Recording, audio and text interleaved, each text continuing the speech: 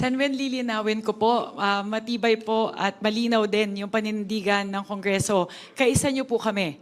Tatanggalin po natin tong parte ng budget, ng pera na nakaukol sa mga projects na considered na overpriced. Ang sinasabi lang po natin, pakinggan po natin si Sec. Vince para po maipaliwanag niya na kung ngayon pa lang kakaltasin na maraming mga projects na hindi mai-implement dahil nasobrahan po sa kaltas. Yung iba naman po nakulangan sa kaltas. So, yun lang po siguro yung pinag-uusapan natin.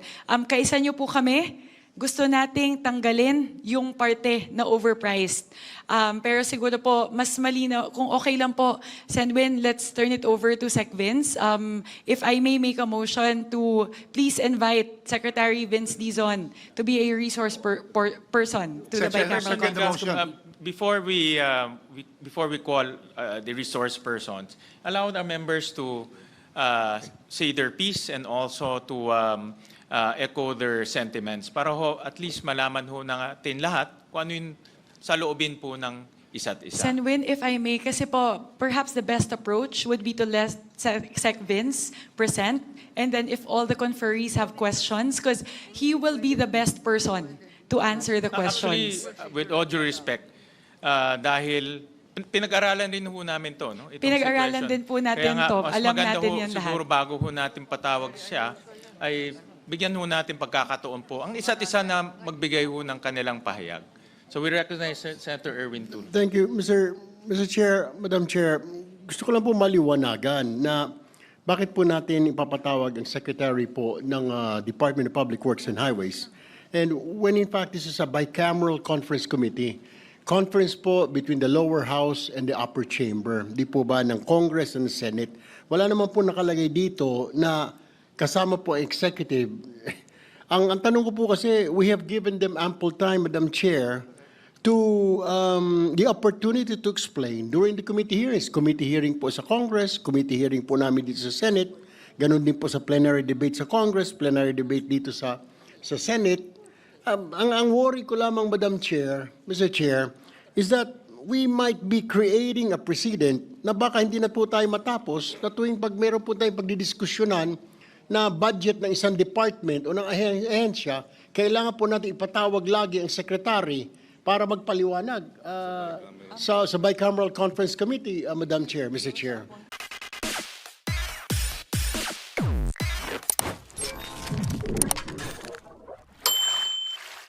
Senwin, I'll defer to Representative Rufus Rodriguez to respond. This is a plenary conference committee. And any committee in Congress, whether it is in the House or in the Senate, has the power to be able to have resource persons to explain things that may not be very clear to everyone. And so we have the power to invite, and precisely there is now an issue on the price index. And therefore, we are saying that let us listen. We will not agree, we may agree, but the point is that transparency requires that we hear the executive. After all, it's the executive that will implement what we will pass. And if the executive says that these are the things that they have to consider, and since they are the ones implementing, Congress does not implement projects. So that is why we are requesting just to hear. We are not going to say that we are going to agree to the letter or the recommendation, but let us hear the real resource person, the agency lodged with the public works and highways of this country. Thank you, Mr. Chairman. Before I address that issue, allow me to recognize... It's important that we put things in the proper perspective. Hindi po Senado ang nagtakda ng presyo. Lahat po ng nakalap naming impormasyon ay ayon sa Department of Public Works and Highways. That's very clear. We did not measure roads. We did not weigh sand and gravel. Hiniling po namin, ayon sa aming mga hearing at plenary session, ang impormasyon sa Department of Public Works and Highways. Example, tayo po ay sisiyasat ng CMPD. Siguro, kalahati sa kwartong to, o baka iiba, hindi alam yung CMPD. That's the cost materials price data. Para malaman natin, magkano ba ang asfalto, ang hot mix per metric ton? Sa previous cost, yung nakaraang cost, dahil sinabi sa mga Blue Ribbon hearing, sinabi sa maraming mga hearing, galing na rin sa executive, hindi sa Senado. 13,863.85. Ito po ay galing sa DPWH. Tapos, nagsumite ang executive, ang DPWH, sa chair. Pati kay Senator Lacson, na Blue Ribbon Chair, updated cost 6,961.32. I-add po nyo yan, ay kalahati. Isa lang po yung asphalt mix, steel sheet pile, U-type per kilogram, 62.07 cost dati. Pag sinabing cost dati, yun daw ang ginagamit ng DPWH dati. Pero yung updated cost, ayon din sa DPWH ngayon, 39.89. Di halos kalahati, 2/3. Marami pa po, hindi naman tayo magko-construct ng bagong PICC. I just put that on record so that it's in historical knowledge and in history, hindi po Senado ang nagtalaga ng presyo ng sand and gravel at ng semento. Ito po ay galing sa DPWH. So, in all fairness to the chair and to the leadership of the Senate whom we met today, Senate President Soto advised us to speak for and in behalf of the Senate leadership that we, based on our knowledge, and that is our job as national officials to get information from the executive. Hindi naman po kami nagising at sabi namin gusto namin, ibaba ang presyo. Siyempre gusto natin. But this is data-driven. It's based on science. And it came from the agency of government. And so they submitted that to us, and therefore, they computed. We are willing to listen, of course. We are reasonable people. That's why we serve the people. But let it be very clear, the senators did not invent the numbers. These are from the Department of Public Works and Highways, the previous administration, and the new incumbent administration. In fact, it was live streamed. You can go back in your records. No less than Secretary Vince Dizon said to the chair, ibaba nga nyo, tanggalin yung mga proyektong to mula sa 800 plus na flood control, naging 625, pwede pa nyong ibaba. Sige, kasi hindi pa namin kayang masukat lahat dahil bago lang ako ilang buwan. So ibaba nyo. And that is the basis. We did not, and the chair did not put down the cost unilaterally, arbitrarily. It is data-driven. All the facts, many more, came from the Department of Public Works and Highways. Having said that, I am certain that our colleagues in the House of Representatives want a budget reflective of what is due to the people. If it's a farm-to-market road, we don't want it overpriced. If indeed it's 10 million per kilometer, it should be such. If it's 15 million, kung tumaas na ang presyo. Kung magkano ang graba, ayaw natin ng doble ang presyo. Kasi ang ginagastos natin, pero ng taong bayan. Diba? Pag nagtatayo tayo ng bahay kubo, alam natin magkano ba ang kogon, magkano ba ang kawayan, magkano ang konti ng semento. So, I am just clarifying all that, lest it be misconstrued that the Senate invented the numbers just to bring down the cost. Yes, we all want a lower cost, but these were inputs submitted to the Senate by the Department of Public Works and Highways. And I speak like this in behalf of the Senate leadership because we had a caucus 2 hours earlier. I appreciate the patience of our colleagues in the House of Representatives. Thank you. We recognize Senator Amy. Thank you very much, Mr. Chair and Madam Chair. Following on to Senator Legarda's statement, let us first clarify that there has been ample time. August 31 was the appointment date of Secretary Dizon. That was quite a few months ago, during which period, nakailang beses siyang humarap sa Senado, paulit-ulit po ang tanong namin kung talagang sapat itong budget na nilaan. I quote verbatim, September 18, the Department of Public Works and Highways slashes 255 billion worth of locally funded flood control projects from the 2026 budget. And may I quote verbatim, we are revising the agency's budget. Nanggaling sa kanila po. We have removed complicated projects, overlapping projects that are still receiving funding or that have been allocated funding for 2026. Verbatim po, siya nagsabi niyan. Hindi kami nag-imbento niyan. Ngayon, sabi niya, na re-review na raw nila yung initial proposal, nagtanggal sila ng 55.53 billion worth of duplicate or complicated projects or completed overlapping projects. Ang ibig ba sabihin, i-restore yung mga duplicated, completed, and overlapping projects? Doon ako nagtataka.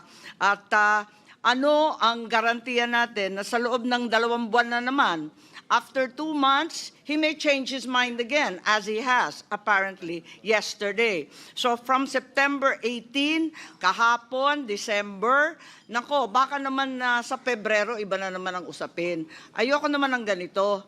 Ano kaya talaga ang direksyon natin? Hindi po ito nanggaling sa amin. Narinig naman ninyo, verbatim ang quote na yan. Yan ang press release ni Secretary Dizon. Madam Chair. Mr. Chair. Representative Pepito Alvarez and then Representative Libanon. Tama po si Senador Loren, tama rin si Senador Marcos. Ngunit bigyan ko lang ng example na hindi mo ma-apply ito sa lahat ng project sweeping po. Na halimbawa, MBUC, yung asphalt overlay, Mr. Chair. Sa Northern Palawan, ang presyo ng aggregates at saka graba, saka yung buhangin, 1,000 because we have 26 rivers. Napakaraming buhangin doon. Ngunit sa norte, wala ho masyadong ilog. Nag-i-import sila from Mindoro. Lalagay ko lang sa tamang perspective din. So, kung ang MBUC application nyo, asphalt overlay for the whole of Palawan, tanggalan mo ng 50%, yung norte, hindi mo mapagawa. Sa SOR, pwede. Kasi yun na yung ultimate measure ng DPWH eh. At saka I'll put it on record, Mr. Chair, Madam Chair, this representation was the one who complained to Secretary Bersamin to remove the 255 billion of people's money from the DPWH budget. It is not a unilateral move from the Department of the Public Works and Highways na sila ang nagtanggal. Ako po, personally, ang nag-complain doon kay Secretary Bersamin nung nandoon siya sa amin sa House. Habang nalulunod ang buong bansa sa flood control, kung maaari, tanggalin mo muna itong 255 billion na ito. Kasi kung hindi namin tatalakayin yung budget ng executive, ibalik mo na namin sa inyo. Kinahaponan, na-inform kami, na in-instructionan siya ni Pangulo, tanggalin niyang 255 billion na yan. Dito po nanggaling sa akin ang pagtanggal ng flood control. Kasi ang flood control, alam ko po, talagang overpriced. Okay? So ang flood control, pwede mong apply yung overpriced provision. But kung gagawa ka ng MBUC, walang graba sa Northern Palawan, 600 kilometers po ang distansya ng buong Palawan. When you construct in the southern portion, napakaraming buhangin. Sa norte, halos walang graba doon kasi maliliit ang ilog. Puting buhangin lang ang norte. Yun po ang difference. Ang gusto ko lang, mapakinggan natin si Secretary Vince na wag sweeping. Kapag 50% ang MBUC, hindi pare-pareho ang Palawan. Isang probinsya lang yun. Sa Cebu, might be the same. Kasi nag-i-import din sila. Wala sa masyadong graba sa Cebu eh. Nag-i-import din sila. Sa Bohol, wala rin masyadong graba. But in Northern Mindanao, marami po aming graba doon. Sa ibang lugar, hindi ko alam. Kaya nakikiusap kami na pakinggan yung para madinig ng buong bayan si Secretary Vince kasi meron na siyang ginawang ratio eh. Ito na. Pakinggan muna natin. Kasi kami, sa Kongreso, ayaw din namin ng overpriced project. Hindi pwede yun. Hindi lang Senado ang may gusto. Kami, number one. Ako mismo, nagpatanggal ng 255 billion. And that is on record in the House. Thank you. Can I reiterate the motion to invite Secretary Vince para madinig ng buong bansa na hindi pare-pareho. Pag 50%, dapat per project ang implementation. Yun lang ang pakiusap. Thank you. Thank you, Congressman Alvarez, and to Chairperson Mika. Dahil nga dito sa statement na ito, at meron ho nga nakasulat ho dito, to avoid inaccurate costing and potential project unimplementability, at ito ay isang apela sa Senado, gusto rin ho namin marinig no, yung kanyang pag-aanalisa no, dito po sa isyung ito, itong CMPD/adjustment factors. Pero, for the record again, nung nagkaroon ho kami ng 2 hearing sa Senado, klarong-klaro na sinabi niya na maraming overpriced na items sa loob ng budget. At tingin ko, hindi ho tayo magdedebate na ayaw natin yung overpriced item sa budget. Pare-pareho tayo lahat. No? Hindi ho tayo magdedebate doon. Ang gusto ho natin, isang budget na malinis, isang budget na ang kanilang presyo ay totoong presyo at reasonableng presyo. No, yun naman ang gusto nating lahat. Dahil kung tayo ay mag-approve ng proyekto o ng budget ngayon na overpriced, babalik tayo sa dating problema. No, yun doon naman ho kami nanggagaling. At again, sabi nga ni Senator Loren, itong application ng CMPD adjustment factor nanggaling ho to sa DPWH.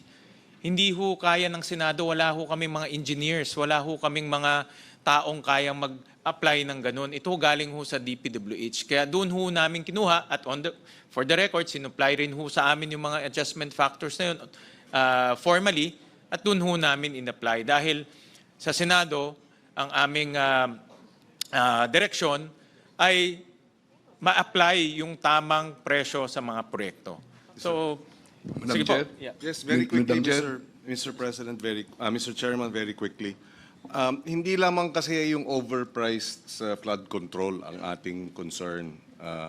In fact, yung hearings dun sa classroom acceleration measure, pati yung DPWH classrooms, overpriced, lumalabas. Kaya kung sinabi nilang overpriced, yung secretary mismo, tapos ngayon ay sinasabing aprubahan natin, ibalik natin yung pricing, ayaw nating pikit matang mag-aaproba at tatanggapin yung kanyang paliwanag na biglang parang 180-degree turn siya. No? Nagbaliktad. Yung dating overpriced, gusto niyang i-restore. Yun ang concern namin. Yung dating sinabi niyang overpriced, ngayon gusto niyang ibalik. Tama ba yun? Kaya dapat lang magpaliwanag siya. Madam Chair, maraming salamat po sa comment ng mga senador. Minority Leader Libanan. Thank you po, Mr. Chairman. Maraming salamat po. Ang isang kailangan nating i-consider din po dito, na hindi lang tayo nag-a-appropriate ng pondo. Ang importante, nag-a-appropriate tayo ng pondo na mai-implement. Kasi kung hindi po ito ma-implement ng tama, walang saysay maglagay ng pondo dito. At sinusuportahan ko po yung pag-imbita sa ating sekretary. Maraming salamat po. Mr. Chair, I support the request for Secretary Dizon to explain to both houses and to everyone so that we can be clarified. Anyway, from the beginning, sila naman sa DPWH ang nagbigay sa atin ng impormasyon, so we see how it will be revised, amended, taken back, or just explained para maliwanag. So I join the House in asking him to explain to all of us, if that's fine with the body. Before we invite Secretary Vince, the last words from Yes, Mr. Chair. Senator Erwin. For the record lang, Mr. Chair, just point of clarification, siguro the House should start reviewing yung Section 62 of the Rules of the House na nagsasabi po na in cases where the House does not agree with the Senate on any amendments to any House bill and these measures have conflicting provisions, differences may be settled by conference committees only composed of representatives from both chambers. Yun lang naman sa akin, Mr. President, Mr. Chair, Madam Chair. Thank you po. Senator Erwin, ito naman ay meron pong concurrence ng both the Senate and the House of Representatives. So talagang hong bihirang-bihira ang nag-i-invite ng resource persons. No? Dahil ito ay pag-uusap o pagpupulong po ng dalawang kapulungan. Pero kung meron pong mga ganitong talagang kakaibang sitwasyon at kailangan ho natin maintindihan ng mas malalim pa ho yung mga issues, with the concurrence of both chambers, pwede naman ho tayo mag-invite. No? So- pero tama ho kayo na ito dapat bihirang-bihira, hindi ho pwede maging regular. I guess, Mr. Chair, Madam Chair, we have to review our rules. Or in the future, Mr. Chair, this will happen again. Then alam ho natin ang gagawin. There will be no more discussions. Yeah. In the future, ika nga bicameral conference between the two houses. Kasi there's already establishing rule na pag may conflicting, hindi talaga magkasundo, pwede na tayong patawag, magpaliwanag yung sa executive department, Mr. Chair. Yun lang naman ang Yeah, punto ko, Mr. Chair. But I do agree. Sige, let's bring him in. Pero in the future, Mr. Chair. Tama ho kayo. Talagang hindi ho pwede maging regular to na kung hindi ho tayo nag-agree, merong third party na papasok. Hindi ho talagang... But in this case ho, dahil technical to, about engineering, about pricing, something na hindi ho natin expertise, no? Lahat ho dito. Kaya in this very special circumstance, and with the agreement of both chambers, we will invite Secretary Dizon to explain this issue. No? So Mr. with Chair. that, yes, do you want to say the last words, Senator Amy? No, nagre-react lang po ako. Vince Dizon is no engineer. He's an economist and a political aide. That's true, but he's the Secretary of the Department of Public Works, and he was the one who made that statement during the public hearings in the Senate, and he also is the one who supplied the adjustment factors in CMPD to the Senate. So with that, with the concurrence of the House, we can invite Secretary Dizon as a resource person of this. With the concurrence of both houses, there being a motion from the House and also motion by Senator Lauren, we then approve the, any second? From the Senate po. Second. The motion is hereby Second. approved. We invite Senator Vince Dizon to please step into the room. Secretariat, please call, what did I say? Senator, my apologies. Secretariat, please call Secretary Vince.